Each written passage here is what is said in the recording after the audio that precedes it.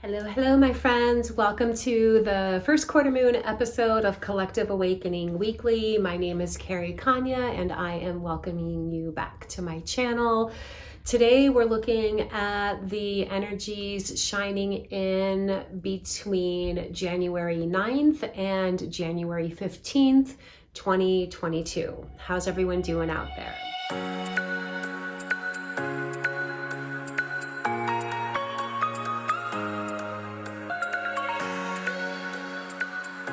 So we're coming into the first quarter moon phase of the first moon of the new year, and it's in the sign of Aries, which ignites a sense of motivation, exuberance, passion, and drive around the intentions that we set for ourselves during the new moon last week. Some of those intentions may have been for this particular month, some of them perhaps for the year ahead. But we've got this energy of motivation building up right now. However, we still have Venus in retrograde, and now Mercury is joining in and going retrograde on January 14th. So even though we have this motivation, we feel compelled to start taking action in alignment with what our ambitions and goals are. The retrograde energies are sort of at odds with that in the way that they're saying now is not the time necessarily to take outward full-blown action, but what we can do is take action in the form of reassessing, reevaluating, restructuring our action plans, our strategies, and things like that. So we've got some interesting astrology happening this year. I just uploaded another video that's talking a little bit about how some of the significant astrological highlights that are prevalent throughout 2022 are impacting us and having a collective influence on things having to do with spiritual awakening and empowerment for empaths. So you can check out that video for more insight on how that's impacting us. And of course, I'll be talking about it throughout the year since it's a main theme that's shaping up. So here's what we can think about this week. Of the goals that I've set for myself for 2022, how are these goals aligned with my inner sense of life path, my inner sense of life work, my inner sense of what feeds meaning and purpose in my life? Because I'm telling you, with the energies that are shaping up this year astrologically, we're all going to have the best fulfillment when we're aligning our decisions, our goals, our dreams with that which is connected to an inner sense of exuberance, an inner sense of meaning and purpose. And so it's really advisable that we all take the time to factor that in to the considerations as energies around our goals and dreams are beginning to feel a little bit supported right now. On January 19th, the nodes of the moon shift signs. They've been in Gemini and Sagittarius axis, and they're shifting into the Taurus-Scorpio axis on January 19th. We're going to talk a little bit more about that next week, but the nodes of the moon are connected to our destiny, our sense of life path. So the nodes shifting signs are going to highlight at least a reconsideration around the direction we're going in life and our sense of fulfillment with our direction in life, curiosities around what brings meaning and purpose in our life, curiosities around our soul gifts that we have access to express our inner sense of meaning and purpose. So again, we're going to talk a little bit more about that in next week's video. But for today, I want to encourage us all to really stay with this energy of motivation that's creeping in and harness it on the inner planes. There's a lot of action and energies that we can morph and shift on the inner planes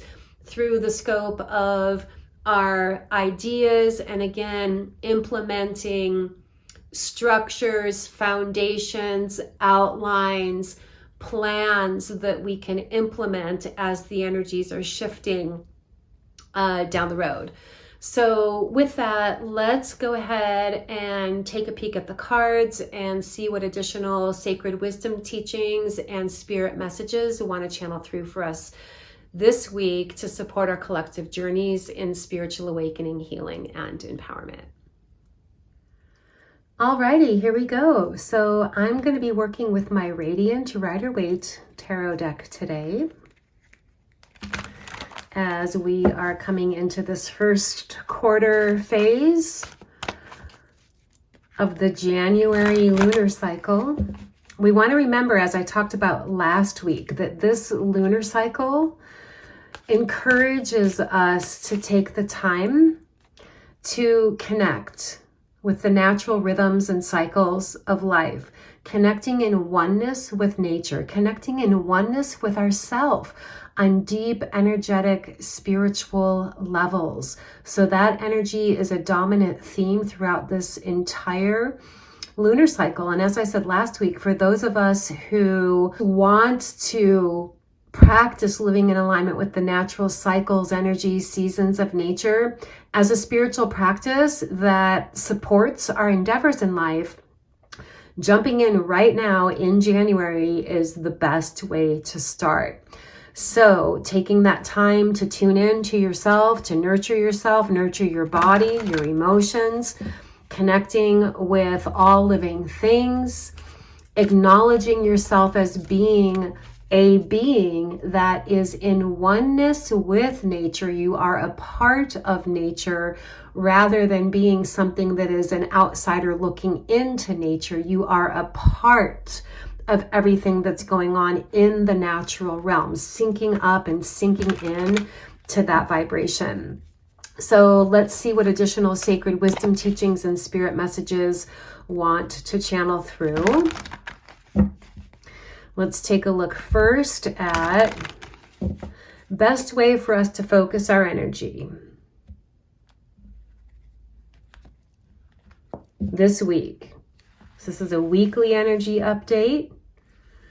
This week, what's the best use of our focus during this first quarter moon phase?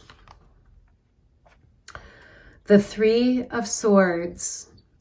This is connected to something that I was just talking about in the video that I uploaded around the spiritual awakening that we're having this year. The Three of Swords, when it shows up right side up, typically indicates a need for healing, heart healing to happen. And that typically comes through purging, releasing, clearing, letting go of old wounds and hurts. Forgiveness is a strong component of the messages that come through this card. And in the reverse position, it is the actual action of clearing away, releasing old wounds, utilizing the energy of forgiveness to support that process. But we also want to realize that it's assigned to the number 3, which is an energy of fruition and growth. So fruition and growth comes through this week, taking some time to do some energy clearing, energy healing. It can be around old emotional wounds and traumas, but it's also just clearing away the energy that might be like an accumulation of energy that you've taken on from other people around you. Oftentimes, people who are energetically sensitive have issues with experiencing sensory overload. I talked about that in the other video that I just uploaded. And so I feel like this is a carryover from that and reminding us of the importance of keeping our energy clear on a regular, consistent basis. Smudging yourself at least once a week, smudging your home at least once a week. Be mindful of taking care of the sacred space of your energy field. It's important to care about how you feel and to want to increase your personal experience of feeling harmonized within yourself, feeling in your flow state. So this week, the best use of our focus is taking honest self-reflection on maybe where we still have old wounds, traumas that want to heal and clear, or where we have like a buildup of energetic clutter that's weighing us down that we can clear. Let's see what wants to come up next here. As a continuation of that, the Ten of Swords is also an energy of healing on more of a mental level. So the swords is mental as well. It's forgiving the concepts, the ideas, the beliefs that keep all the wounds going. This is similar in a way where it's supporting us in letting go of what I often call shadow thinking. The part of us that is stuck in worry, fear, concern. Actually taking the time to really assess and get to the root of your worries, fears, concerns is ultimately what will enable them to shift. Asking yourself, is what I'm worried about like a viable concern? Or am I just worrying out of the habit of worrying? Some older generations of people have been conditioned to unconsciously believe that if they're not always worrying about something, that's going to mean that something bad is going to happen. Like worrying about something is somehow going to prevent a bad thing to happen. And that's actually the opposite of the truth. Worrying about things is a lower vibrational energy that causes anxiety and depression in our body. It does not do anything to change external circumstances, but it will keep that lower vibrational energy festering within you. So this is a really good week to do some self-evaluating, self-examining. Journaling is a really good idea because swords is connected to things having to do with communication. So journaling, clearing away, letting yourself purge anything that's been bothering you, worrying you, bringing you into a fear state, purge it out through journaling. There's a method that I work with sometimes called empowerment journaling. And what that means is that part one is processing what's bothering you. Part two is writing down, and this is what I have within my power to do about this, so that you're advocating for yourself. You're gaining a little bit more of an action strategy to support your healing and well-being through the empowerment journaling. So I feel like this is also connected to some of the other insights that came through regarding the astrology that we talked about as well. And let's go ahead and just do one more card for today. Overall message from Spirit is also swords. So the Knight of Swords has a little bit of a double edge about it, as swords do. On one level, it encourages spontaneity and forward action, but we want any forward action to be chosen in alignment with clearly defined intentions. Oftentimes when this card comes up, it warns against just sort of charging through life with no clear intention. It also is a message that wants to guard us against haste. So oftentimes when this card comes up, I share the sacred wisdom teaching that compares the energy of spontaneity to haste. Spontaneity is high vibration oriented. Haste is fear oriented. For example, spontaneity could be like, hey, I wasn't expecting this opportunity to come up, but here it is. It feels aligned. It feels good. I'm going to trust my instincts and intuition and guidance and go for it. That's spontaneity. Haste is, well, I'm afraid that something better is not going to come along and I'm not really feeling this opportunity, but because I'm afraid I might miss the boat if I don't take it and something better might not come along, I'm going to go ahead and take it even though I'm not feeling it. That's haste. And it's not going to produce a positive result. So overall message from Spirit for us as we're moving into 2022, we're gaining a little bit of an energetic momentum on certain levels regarding our intentions. It's really important to exercise our sense of discernment. What feels truly aligned with us, what doesn't feel aligned. It's about not getting talked into things that don't feel aligned with you.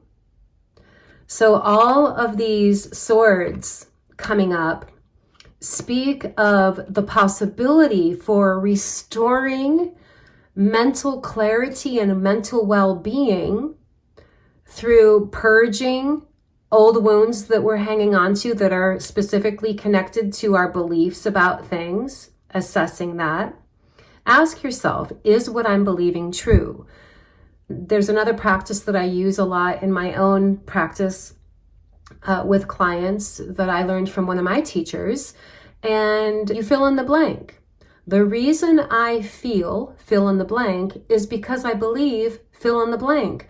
And then you ask yourself, is what I'm believing factually true, or is it an assumption or a projection? And you want to boil things down to the factual truth of things, because that enables us to reframe it, to rewrite the story in ways that often liberate us and bring us into empowerment.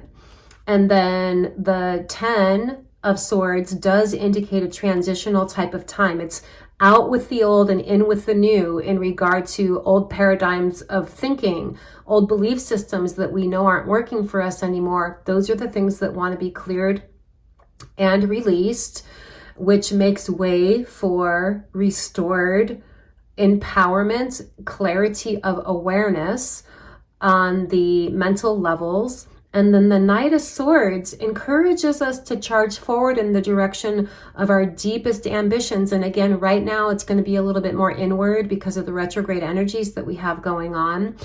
And resist the tendency to sabotage yourself by carrying yourself in directions that are opposite of what your true ambitions are. So that's a really potent message as well. Okay, guys, all my love to you. Blessings. Namaste. I'm going to see you in the next video. Stay tuned. There's more around the corner.